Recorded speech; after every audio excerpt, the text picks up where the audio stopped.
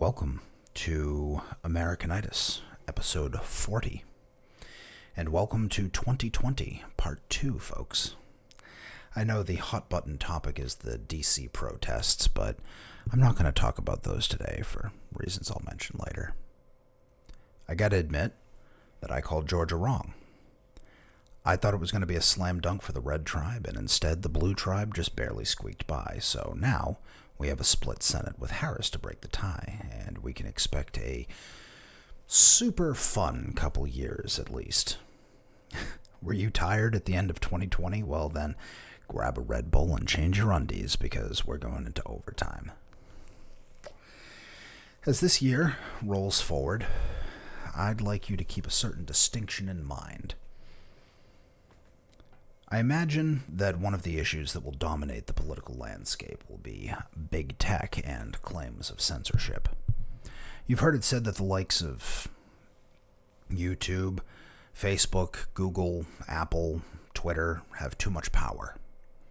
You've also heard claims of censorship on these platforms and calls for the government to step in and make new laws to govern these companies. This provides an excellent opportunity to draw a distinct contrast between political power and economic power. Let us start with definitions so we know what we're talking about. What is a government? Well, if you ask most people, they'd say something like the leaders who try to make society better.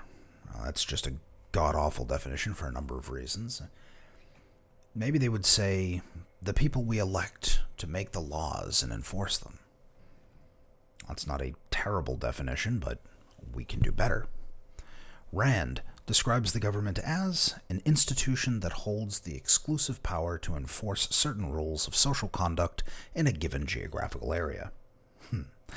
I think this is a good definition. It covers everything, from warlords to constitutional republics to theistic monarchies.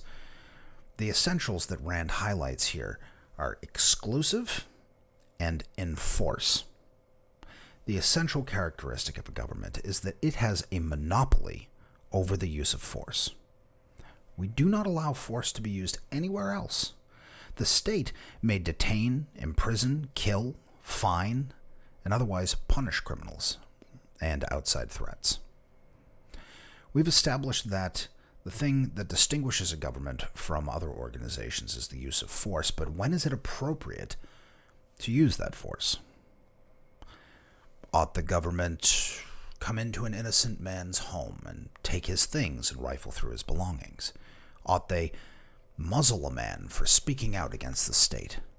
Ought they force him into labor because of the color of his skin? No. The state should only use force against those who initiate force. For example, if someone robs you, then the state should act to apprehend that person and get you your things back. If someone attacks you, they must be removed from the general populace for your protection. Those who violate rights give up any claim of rights.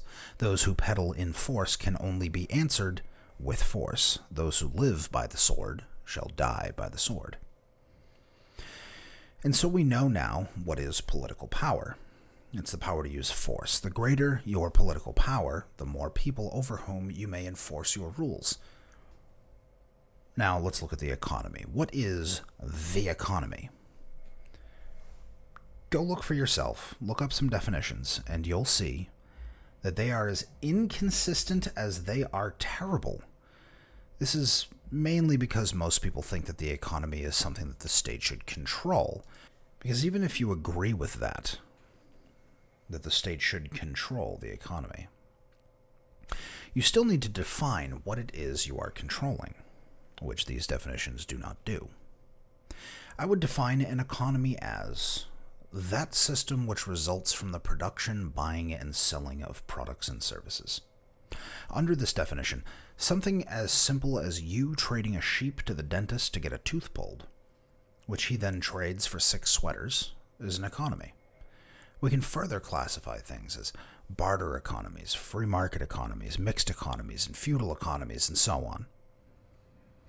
So what is the essential characteristic of economic activity? Trade. The essential of a free market economy, a capitalist economy, is uncoerced trade. Force must be extracted from all transactions. If I hold your family hostage for a ransom, that is not an example of economy, but kidnapping.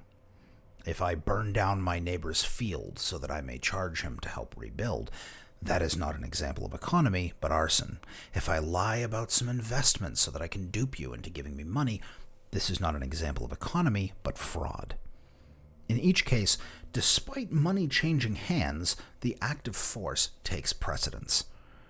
As soon as force is introduced, the trade is no longer free. And so now we know what is economic power. It is the power to produce and trade. The greater your economic power, the more you are able to produce and the more you can trade. Let's bring it together. Political power is the ability to enforce your rules. Economic power is the ability to produce and trade. Put simply, politics is the gun, the economy is the dollar. Politics is the police and the military. Economics is the iPhone and Chevrolet.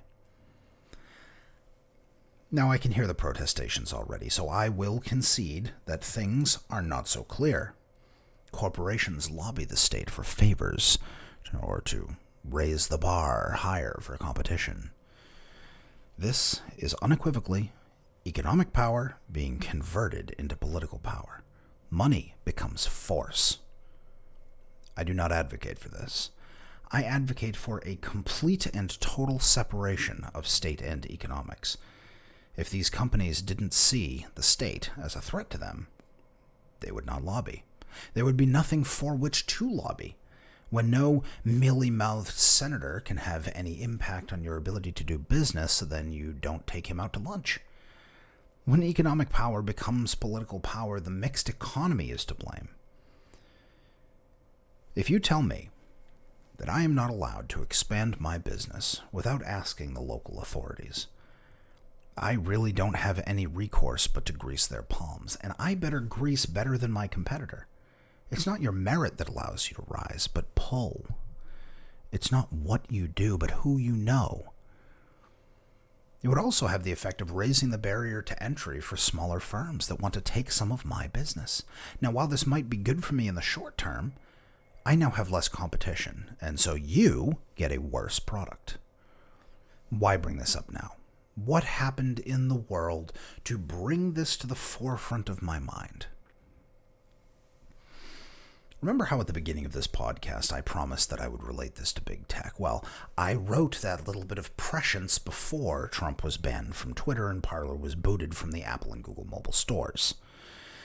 Now that we have a better understanding, let's apply our framework to the question of big tech.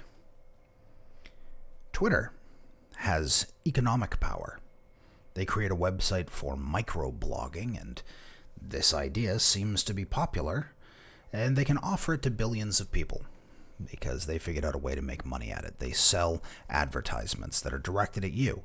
They do this by collecting information that you give them, plus the information they can gather from your tweets, and they show you ads tailored to your interests. Twitter owns this website, and they have rules you need to follow if you want to use the site.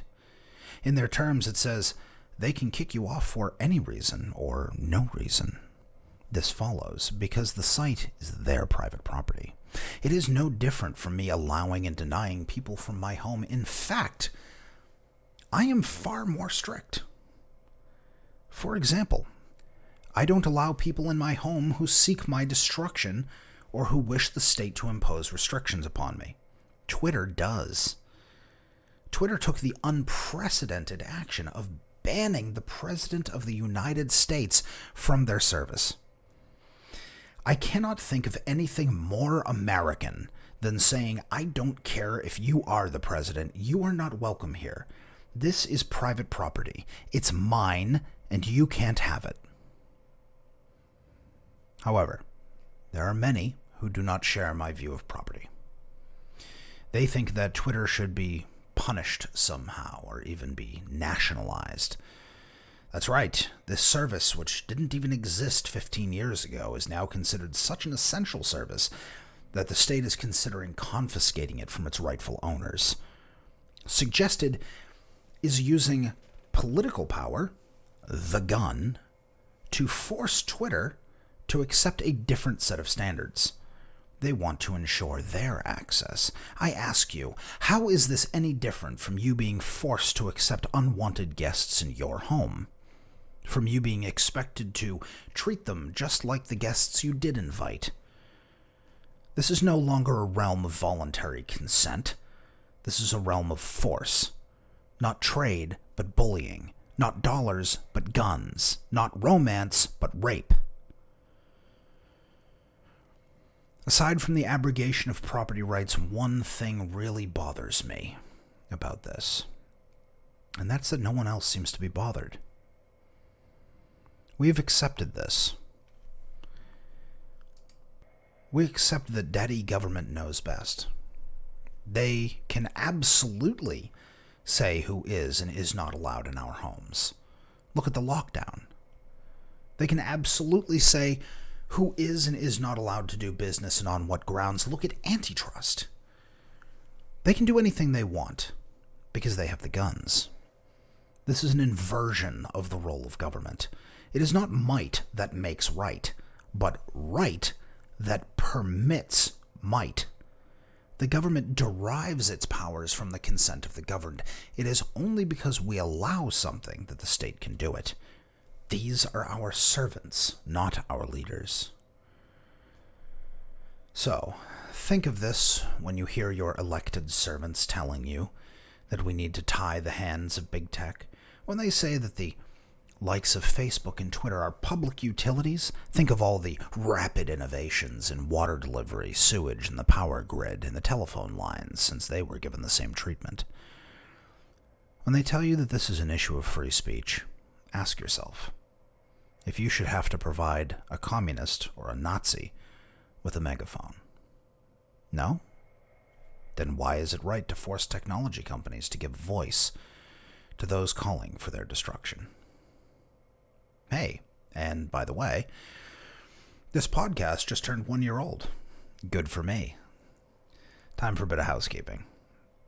A year ago, I decided to make this podcast so that I would have a reason to write about my chosen philosophy on a regular basis. By writing out my thoughts, I was able to understand them better. This week, I wrote about the DC riot as it was happening. I wrote about how I felt about it. I wrote about how this riot was similar to the 2020 riots and how it was not. Well, as I listened to more reports, I realized that what I was doing was projecting my own reasonings and feelings onto these people. I wasn't yelling about the riots, I was just yelling. I thought about that for a while.